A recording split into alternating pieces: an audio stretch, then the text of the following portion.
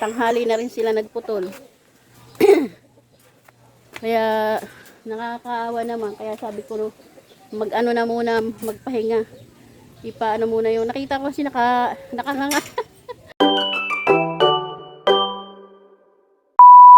Hi guys! Good morning! So yun nga, galing ako ngayon sa labas kasi dumating yung magpuputol ng nyug namin, yung pinapakita ko nga sa inyo dahil yung bunga ng nyug, yung mga buko niya, nalalaglag, tumatama sa may bubunga namin. Tsaka delikado din dahil doon dumadaan yung mga bata, lalo na si Zainab, si Miss Bago pag nagwawalis doon. Bumabagsak yung mga bunga ng nyug, kaya pinapakalbo ko na siya, tanggal ko yung mga bunga at yung yung pinakapalapa niya. Tapos tinatanong ko kung magkano ibabayad ko sa kanya. Sabi niya, bahala na daw ako. Kaya sinabi ko, 500 pwede na ba yun? Sabi niya, pwede na raw yun. So, ayun nga guys, tignan natin kung ano yung diskarte niya ng pagkukuha ng buko. Yung ano. Ang bilis umakyat ah. Oo, sila oh. Sila. Dito sa ano? Sa gilid. Ano? Siguro doon sa may kusina. Try natin sa kusina. Huwag ka nang dumaan din. Baka mamaya dumaan ka pa rin. Galingin dyan nila umakyat ah. Obis na umakit eh. Mag-iingat ka. Wala pang wala pang hagdanan. Ito, babagsak ko sa tubig to. Sige. Hindi mabukas. Kukunin na lang dyan Sige. Mag-iingat ka lang dyan. Opo. Malapit sa taguling niya na yun eh. Hagis. Oo, Jocelyn. Hagis. Hindi, isa-isa niya yung palapa. Ibabagsak dito sa bubungan niya. Hagis niya.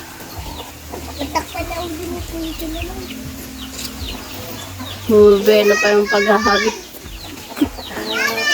Uy, Jocelyn, tumatapon. Hagis. Galing pala nito mag ng nyog. So yun guys, tapos na yung pagpuputol ng nyog. Tignan natin. Ayan. Makikita nyo maliwanag na. Ayan putol na po. Tapos guys, pinahinto ko muna yung pagpuputol ng nyog. Ayan yan muna yung natanggal. Yung nyog lang muna at yung palapa. Pinahinto ko kasi yung naggagawa ng bahagya. Sabi ko ihinto niya muna kasi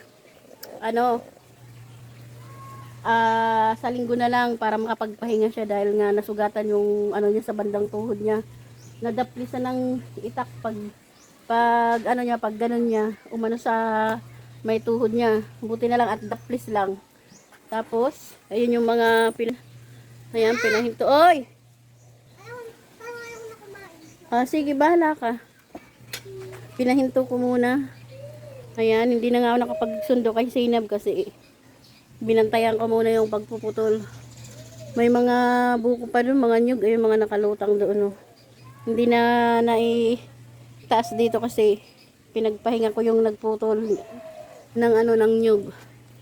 Ayan. Kaya yung continue niyan sa linggo na lang guys. Ito yung mga nakuha niyang nyug dyan. Tapos yung iba, pinamigay ko guys kasi masisira lang dito. Nandito yung iba.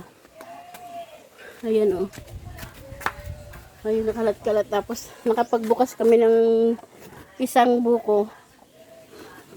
At ginawa namin ng buko Diyos. Ayan. Napasigaw nga ako kanina dyan nung sinabing nadaplisan yung paa niya. Kaya sabi ko na lang, ihinto yung pagpuputol kasi nga nasugatan. Sabi ko mag-ingat kasi nga hindi natin masabi ngayon, di ba? Tsaka tanghali na rin sila nagputol. Kaya nakakaawa naman. Kaya sabi ko na muna, magpahinga. Ipaano muna yung nakita ko kasi nakanganga. Kaya yun, sabi ko, linggo na lang ulit. Pagpuputol nito guys, binigyan ko siya ng 500 ng pagpuputol niyan. Tapos, sabi, pag pinutol tong na to, itong puno na to, itong puno ng nyog, another 500. Pero, mura na rin yung guys, di ba? Kasi mahirap din naman yung hirap yung pag-akyat ng ng nyog. Ayan, ganyan kataas. So, buti naman, nagpasalamat na rin ako na ganun lang, wala namang masyadong, aberya. At ayan, ayan na lang yung puputulin. Sabi nga ni Mang Ronnie, yung pinakaubod niyan, ay pwedeng gulayin. Kaya, sa na lang, sa linggo na lang, baka gataan yan, masarap. Siguro yan? Ano yung mo dyan, ditudukot? Ha? Ito nga pala si Tagoro. Oh. So, hanggang dito na lang guys tong video to. Thank you for watching. At paki-subscribe na din. Bye-bye! Bye! Inubos mo? Ba't di ba inubos yan? Ay, maganda ka mo to. Ayaw niya ng ganun luto. Ito yung ulam niya guys. Ito yung ulam ni Zainab. Kaya lang ayaw kumain. Ba't ayaw mo kumain anak ko? Ayaw mo na. Bye-bye ka pala muna sa guys. Bye-bye! Hello guys, good morning. So yun nga, magkape-kape muna tayo habang pinapanood ko yung paglilinis ng palapa. Yung pinagputulan ng nyug, yung mga bunga at palapa nakakalat kasi dito sa may babang ilog namin. Sarap ng kape. Ayan nililinis ni Kuya JJ. Ayan, ang sukal kasi. Araw ng linggo ngayon. Ayan yung day off niya. Jay, day off ma? Day off ngayon. Ibuntong mo dun, Jay. Yan. Ilayo mo pa kunti dito, Jay. Maano yung avocado dun. Dapat layo mo kunti. Dito, ayun yung may tuyong palapa. Ayan Oo. Diyan mo ibuntun. Doon pa. Urong mo doon. Yan. Kasi pag dyan mo yan. Natanggal na ata yung dyan. Yung kamates.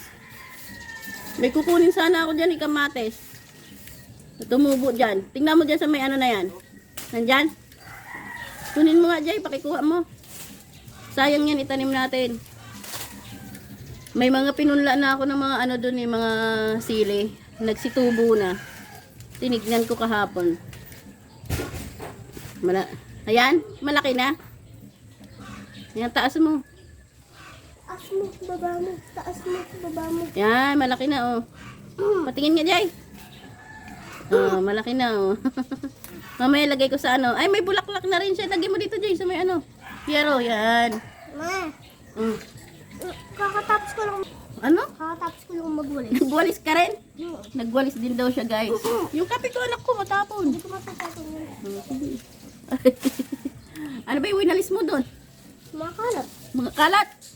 At yung plastic na naman doon, kinakain na naman ni Taguro at pinipilas-pilas. Hindi lang kinakain, pinipilas lang. Kinuha mo. Hindi, niwalis ko. Dapat, hindi po. Hindi po. Siyempre, parang matanda na ako yan. Dapat kahit matanda na, nagpupo pa rin. Kaya ko nga magganto Habang nagpupo siya. Patingin. Ganito. Ganyan. Ay, nga 1, 2. Galing na. Mamaya pa ako Sige. Malakas yan. Malaki na nga muscle niyan Na. Ay, may mga buko-buko. Nakikita ko. Linisin niya ni Kuya. Lilinisin kaso minsan may mga bulok. Para malinis yan. Kawawa naman kasi yung ilog natin. Dami kalat na nga. May daan pa ng coconut Ang galing dito yan, Galing sa... Ayan. Kaya ko Guys. Ano na naman? Pag ganyan yung puno namin, at may tao kaming dito walang hair. Tirik na tirik Ay, yung di araw. Ang ibig ganda ng araw. sabihin siya yung puno. Ito rin guys, itong mangga na to namin. Dati nagbulaklak yan at nagbunga. Pero ilang taon na rin. Mula nung nagbunga siya, isang beses. Ayun, hindi na siya ulit. Ewan kung bakit ganon. Ayun oh. Pero hindi ko siya pinapatanggal. Kasi syempre sayang din naman. Tagal-tagal hinintay na lumaki, tapos puputulin lang. Kaya di ko siya tatanggalin dyan. Dyan lang yan. Bulok na nga yung maano yan. Hanggat sa magbunga siya ulit. Tatanggal mo habang nagpuputol si kuya. Ayan.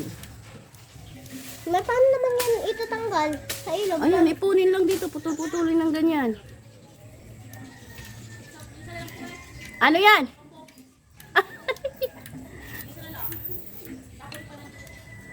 Ala. Ala na! Nahinto yung pag-ano kung paano yung nag-aalok ng pambupis daw. Ito oh. Ayan. Kinukulit sa... Sabi ko mayroon na akong ulam ngayong tanghali. Kunin ko na raw yun na lang daw yung natitirang paninda niya.